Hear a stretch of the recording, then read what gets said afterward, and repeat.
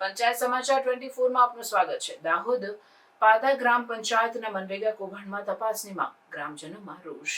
દાહોદ જિલ્લાના ગ્રુપ ગ્રામ પંચાયત પાતા ખાતે મનરેગા હેઠળ થયેલા કૌભાંડ અંગે તાજેતરમાં તપાસની માંગ ઉઠી છે। સ્થાનિક ગ્રામજનો અને સામાજિક કાર્યકર્તાઓએ આરોપ લગાવ્યો છે કે મનરેગા હેઠળ કામ કરેલા લોકોના નામે ભુગતાન કરવામાં ગેરરીતિ થઈ છે અને અનેક જગ્યાએ કામ વિના જ રકમ ઉપાડી લેવાઈ ગઈ છે।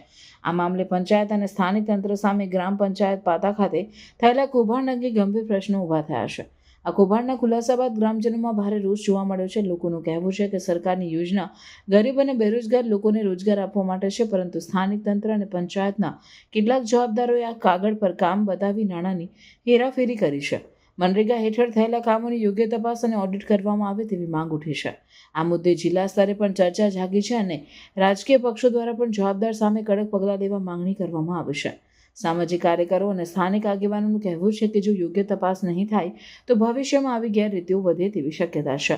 હાલમાં દાહોદ જિલ્લાના તંત્ર દ્વારા પ્રાથમિક તપાસ શરૂ કરવામાં આવી છે અને સંબંધિત અધિકારીઓને પૂછપરછ માટે બોલાવવામાં આવ્યા છે। જો તપાસમાં આરોપો સાચા ઠરે તો જવાબદાર સામે કાનૂની કાર્યવાહી કરવામાં આવશે તેવી શક્યતા છે। ગ્રામજનો અને કાર્યકરો આ મામલે નિષ્પક્ષ અને ઝડપી તપાસની અપેક્ષા રાખી રહ્યા છે।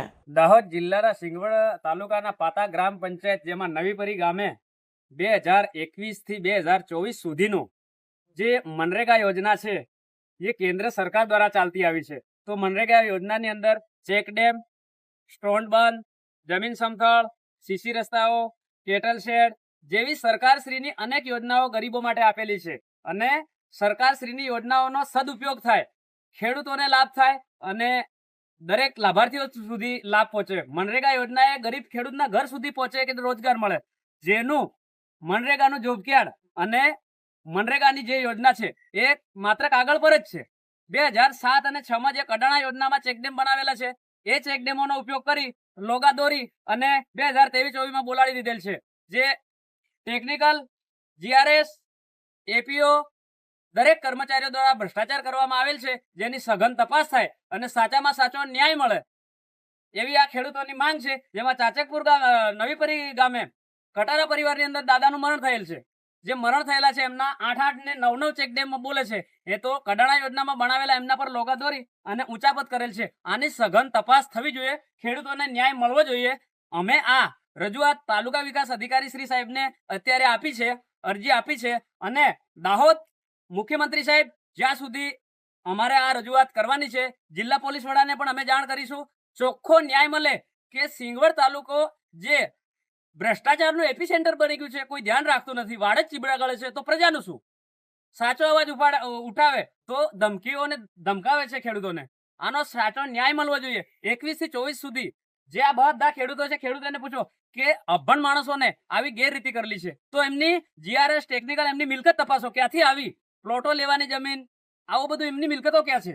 ગરીબોનું જ છે ને। જોબ કાર્ડો આ લોકોના બધાને ઢગલા વાળીને મૂકી રાખે છે, એક જ જણોનો પંચાયતમાં અંગૂઠો મારે અને આખી પંચાયતનો રોજગાર ઉપડી જાય।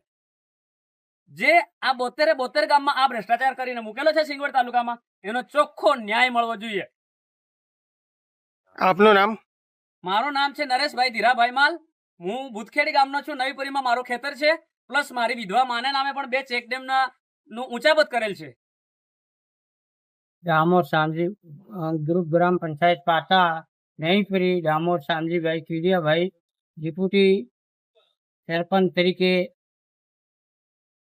હું બોલું છું સાહેબ કે અમારે અરજી નરેગાની વિકાસ સાહેબ, તાલુકા વિકાસ અધિકારી સાહેબને અમે આલી છે। એટલે અમારા સ્ટોન બોન, ચેક ડેમ, પછી જમીન સમતલ, કેટલ શેડ ને આરસીસી રસ્તા અમારા પૂરેપૂરી ચકાસણી થવી જોઈએ અને સાહેબ આવીને તપાસ કરવા જોઈએ નવીપરી ગામમાં। શું પ્રશ્ન શું છે? પ્રશ્ન એવો કે સાહેબ જે ચેક ડેમો સ્ટોન બોન બન્યા નથી ને રૂપિયા ઉપડી જશે ને ખેતરમાં સર્વે નંબરમાં કઈ છે નથી। પૈસા લાભાર્થીના ખાતામાં આવ્યા છે? ના, લાભાર્થીના ખાતામાં 1 બી રૂપિયો નથી। તો કોને ઉપાડ્યા? આવી એજન્સી હોય અને પછી ટેકનિકલ કે કોઈ બી પણ ઉપાડી ખાઈ। આના માટે તમે કોને કોને રજૂઆત કરી છે? બીજી કોઈને રજૂઆત કરી? નહીં કરી, નથી.